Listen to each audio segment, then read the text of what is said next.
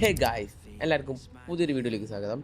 നമ്മൾ തന്നിരിക്കുന്നത് നമ്മുടെ ഗെയിമിൽ ഇൻ്റർനാഷണൽ കപ്പ് ക്വാളിഫയേഴ്സ് ക്യാമ്പയിൻ്റെ ഭാഗമായിട്ട് ഒരു 5 ഷോർട്ട് ടൈമിൽ നിന്ന് ഒരു ഷോർട്ട് ടൈം നമുക്ക് തിരഞ്ഞെടുക്കാനുള്ള ഒരു ഓപ്ഷൻ ഉണ്ട്. അത് ഫ്രീ ആയിട്ട് ഇടയ്ക്കിടയ്ക്ക് ഇങ്ങനെ വരാനുള്ളൂ, എന്താണെന്നറിയില്ല, ഒരു കിട്ടി കൊണ്ടുവന്നിട്ടുണ്ട്.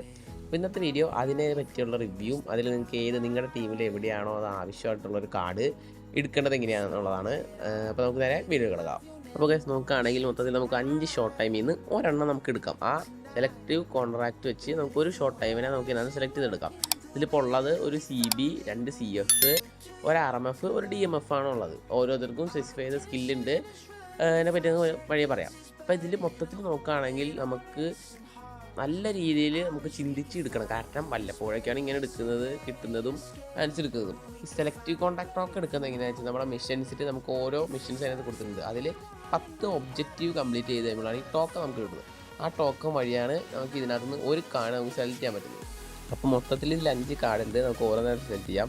ആദ്യം നമുക്ക് നോക്കണം നമ്മുടെ കൊളോമണി ഗോൾഡ് പൗച്ചർ കാർഡാണ്. അത്യാവശ്യം ഹൈറ്റുള്ള നല്ലൊരു ഗോൾഡ് പൗച്ചർ കാർഡാണ്. ഇതിൽ നമുക്ക് സ്റ്റാറ്റ്സ് നോക്കുകയാണെങ്കിൽ ഇതാണ് ആട്രിബ്യൂട്ട്സ്.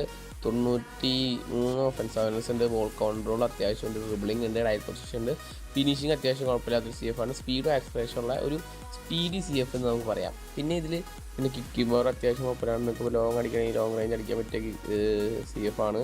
പിന്നെ ബാലൻസ് ഉണ്ട്, അത്യാവശ്യം കുഴപ്പമില്ലാത്ത സ്റ്റാൻഡ് ഉണ്ട്. അപ്പോൾ മൊത്തത്തിൽ പറഞ്ഞാൽ അത്യാവശ്യം നല്ലൊരു CF ആണ്. പിന്നെ ഫിനോമൽ ഫിനിഷിംഗ് ഉണ്ട്, കുഴപ്പമില്ലാത്ത CF ആണ്. ഇനി നമുക്ക് നമ്മുടെ അടുത്ത ബസ്റ്റോണിലേക്ക് പോകാം. ഫോർട്രസ് സ്കില്ലുള്ള CB ആണ്.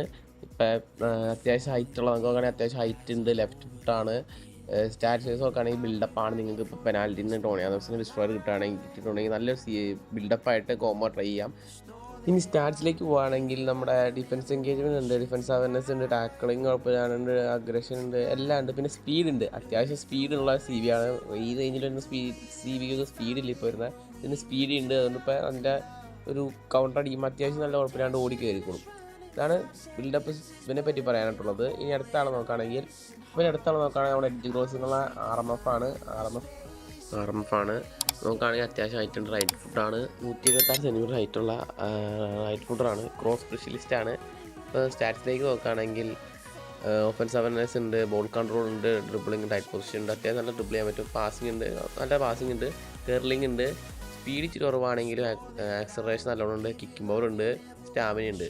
മൊത്തം ഒരു ക്രോസ് നിങ്ങൾക്ക് ഒരു ക്രോസ് പിന്നെ എഡ്ജ് ക്രോസിംഗ് ഉണ്ടായാലും ഇങ്ങനെയോടെ കളിക്കുന്ന ആൾക്കാരാണെങ്കിൽ പക്ക സെറ്റ് കാർഡായിരിക്കും. പിന്നെ ഇത് AMF കളിപ്പിക്കാൻ അത്യാവശ്യം പാസിംഗ് ഉണ്ട്, നല്ലൊരു AMF കളിപ്പിക്കാൻ പറ്റിയ ഒരു കാർഡ് കൂടിയായിരിക്കും. നമുക്ക് അടുത്ത് നോക്കുകയാണെങ്കിൽ നമ്മുടെ ബോക്സ് ടു ബോക്സ് ആയിട്ടൊരു കാർഡാണ്. ഇപ്പോൾ നമ്മുടെ മൊറോക്കോൻ്റെ ബോക്സ് ടു ബോക്സിന് അടുത്തത് വിക്ടോറിയൽ പാസിംഗ് ഉള്ള ബോക്സ് ടു ബോക്സ് ആണ്. കാർഡിൽ നോക്കുകയാണെങ്കിൽ റൈറ്റ് ഫുഡ് അത്യാവശ്യം ഹൈറ്റുള്ളൊരു കാർഡാണ്. ബോക്സ് ടു ബോക്സ് ആണ്. നിങ്ങൾക്ക് ഇപ്പോൾ DMFൽ കുറച്ച് വീക്കായിട്ടൊരു കാർഡാണെങ്കിൽ ബോക്സ് ടു ബോക്സ് നല്ല ചോയ്സ് ആയിരിക്കും. മിഡ്ഫീൽഡ് അറ്റാക്ക് ഓടെ കളിക്കുന്ന ഒരു കാർഡാണ് ബോക്സ് ടു ബോക്സ്.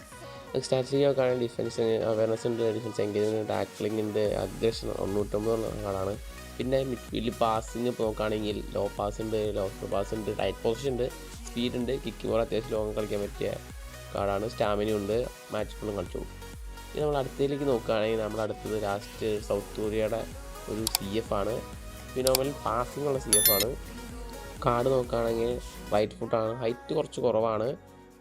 CF ആണെങ്കിൽ കുറച്ച് ഹെഡിനെ കുറച്ച് വേണ്ട കാർഡാണ്. നമുക്കിനി പ്ലേ സ്റ്റൈലിലേക്ക് നോക്കാം.